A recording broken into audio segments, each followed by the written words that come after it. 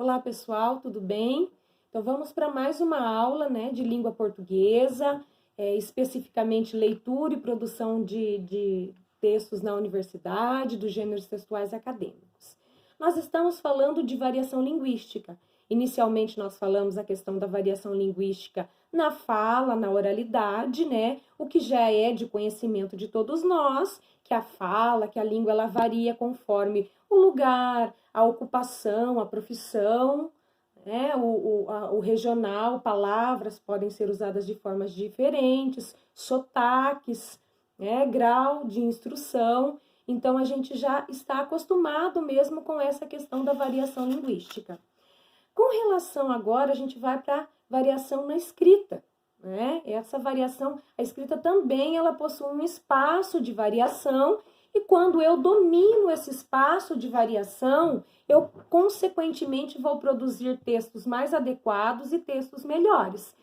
Também eu vou ler adequadamente os textos, porque essa forma em que ela varia, ela também já vai dizer o propósito de quê, para quê, tá certo? Então, por isso que no slide eu coloquei escrita, espaço de variação e gêneros textuais. Por quê? Bom, vamos lá. As práticas de escritas, elas abrigam espaço de variação. Por quê? Porque a escrita, ela se dá em contextos diversificados. O que quer dizer isso? O que é contexto? É a situação, é a vivência. Ou seja, eu escrevo para um motivo, certo? Eu tenho necessidades de fazer produções escritas. Então, eu preciso encaminhar alguma coisa para minha professora, eu preciso perguntar alguma coisa para alguém que não está próximo de mim, eu preciso encaminhar uma documentação. Então, toda a necessidade, ela está envolta dentro de uma situação de produção escrita, e isso eu chamo de contexto, certo? Bom, então, contextos diferentes, eles produzem escritas diferentes, certo? Então, por isso que existe esse espaço de variação, por conta dos contextos. E é o contexto que vai conduzir, que vai levar as decisões textuais, as decisões discursivas e, inclusive, as decisões gramaticais também, certo? Então, o texto escrito, ele vai variar de acordo com as convenções composicionais do gênero textual. O que é convenção? É quando todos se juntam e tomam uma decisão junto, certo? Ou quando já é um costume, algo que as pessoas já sabem a forma, ou todos fazem igual. Por exemplo, se eu peço para vocês assim, pessoal, eu gostaria que vocês mandassem para mim uma receita de café, de como que você faz com o café na sua casa. Todo mundo vai saber que vai ter que colocar lá ingredientes, modo de preparo, tá? Por que a gente sabe que primeiro coloca o ingrediente, depois o modo de preparo? Isso é uma convenção, certo? Já está convencionado que é dessa forma que se faz esse gênero textual receita, certo? Bom, também varia de acordo com o grau de formalidade, certo? Esse grau de formalidade, ele vai exigir a tua escrita. Eu não sei se vocês se lembram das receitas, das bulas de remédios.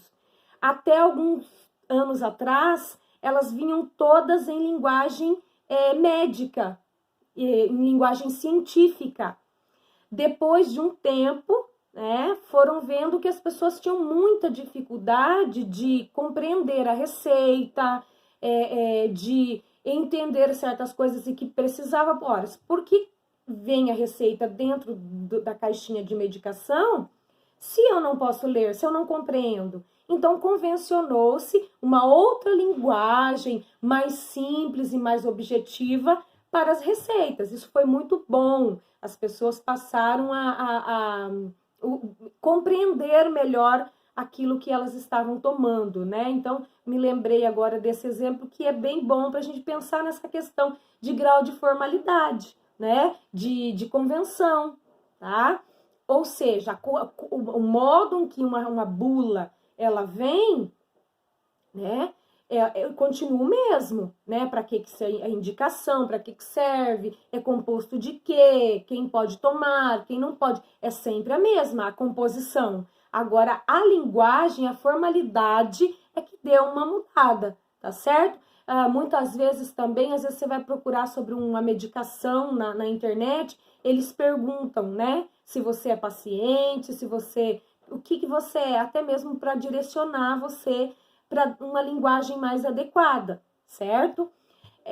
Mas aí a gente pensa assim, bom, vou mudar convenções do gênero textual, mas eu preciso ter em mente o que é um gênero textual e o que é um grau de formalidade, certo? Mesmo porque nós vamos trabalhar com isso o tempo todo aí. Eu não acredito. Não cortou. Graças a Deus. Bom, nós vamos trabalhar o tempo todo aí, tá certo?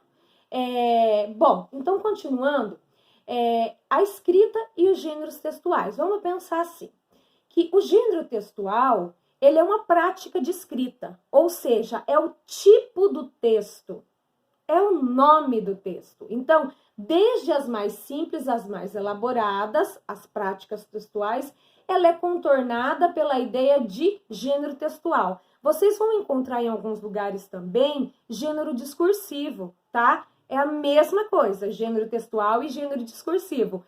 Por que a professora tem essa diferença? Questão teórica, tá? Então, a gente tem um grupo de teóricos que entendem como gênero de discurso, que trabalham sob a perspectiva do texto discursivo, da escola dos Estados Unidos, partem de Bakhtin, todos eles, mas que chamam de gênero discursivo. E a gente tem uma outra escola teórica que entende o gênero como um texto, né, materializado, que é da escola de Genebra, então eles seguem a linha do gênero textual. Nos meus textos escritos, nos meus artigos, nas minhas produções, vocês vão ver gênero textual porque é a linha teórica que eu segui no meu mestrado. Mas na prática não tem diferença, tá? É questão teórica mesmo. O simples ato de nomear o que vamos escrever. Então, é o nome das coisas. Então, eu tenho aqui, por exemplo, dentro desse objeto livro, eu tenho vários artigos, certo? Artigo é o gênero textual.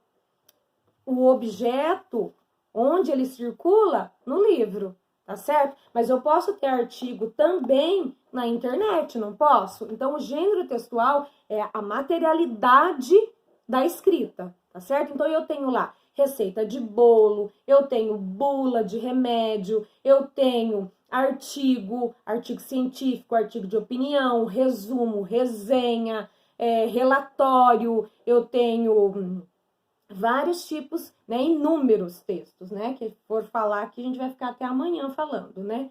Bom, então, eu tenho lá, nós vamos exercitar, pensando sobre isso, né, o gênero textual pode ser: você esteve muito gripado e faltou a uma das últimas provas do semestre.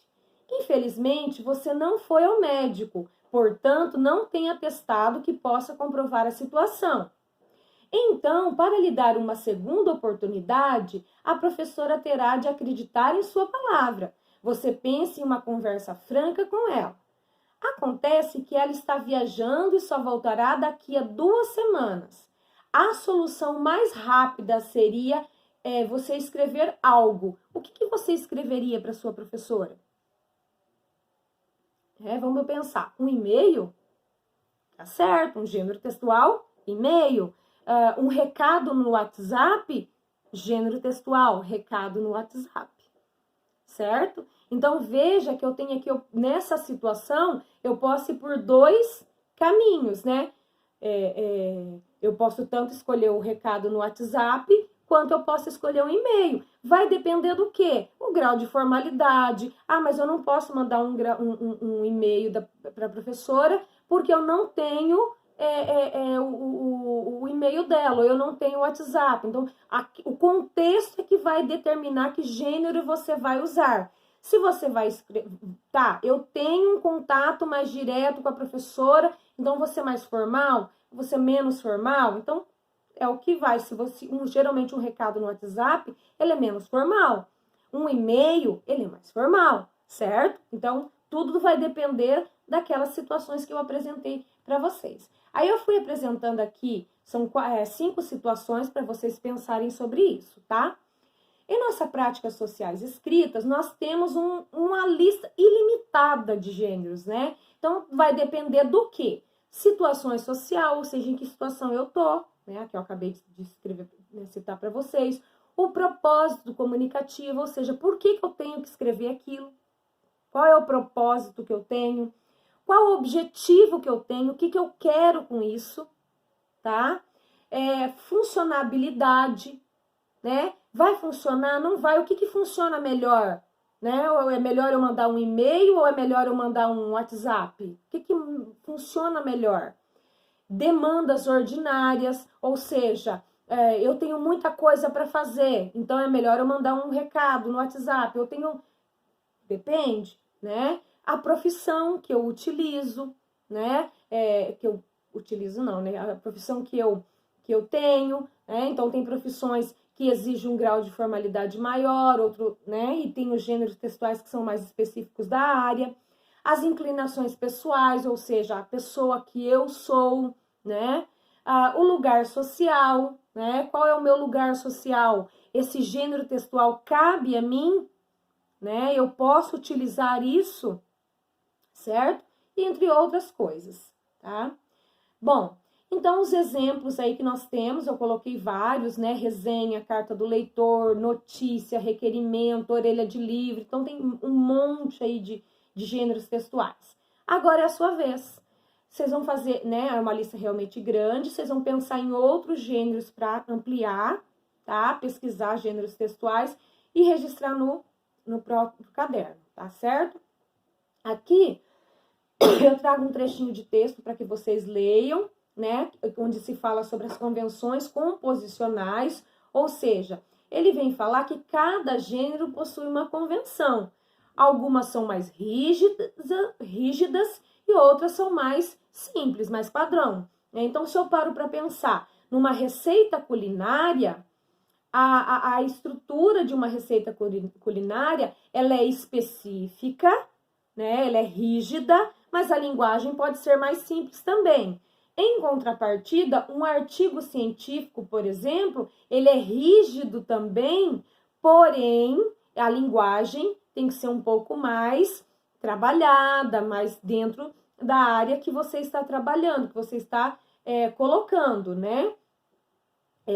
Então, eles colocam aqui sobre essas questões. E o conto, não. Qual que é o objetivo do conto? É você contar uma história, você tem que ter um clímax, tem que ter uma narrativa, tem que ser apresentado quem são os personagens, as personagens que se tem e tudo mais. Então, pensando em receita culinária, artigo científico e conto, nós temos lá um exercício lá, né? Recorre em formas verbais de modo infinitivo, como analisar, compreender, investigar, problematizar, quando os objetivos do texto são listados. Então, esse texto aí é uma receita culinária, um artigo científico ou um conto. Então, são 3 aí que vocês têm para definir o que é, certo? Aí eles perguntam se foi fácil de responder, e aí levam vocês a pensar assim, que espera-se que vocês estejam convencidos que as práticas de escrita não são homogêneas. O que elas são? O que é homogêneas? Não são iguais para todas as vezes, né? Então, aprender a escrever de acordo com essa necessidade, com essa prática, é a que vai fazer você um bom escritor, né? Por isso que é preciso pensar nessas questões, essa inserção dentro das práticas sociais, para que você escreva adequadamente, tá certo? Bom, era isso para essa aula, tá? Então, vocês façam no caderno de vocês como um exercício mesmo de escrita, que futuramente na atividade avaliativa vocês vão utilizar essas respostas, tudo bem? Se tiverem dúvidas, encaminhem no nosso grupo, que eu vou esclarecendo aos poucos para vocês, tá certo? Um abraço, bom trabalho.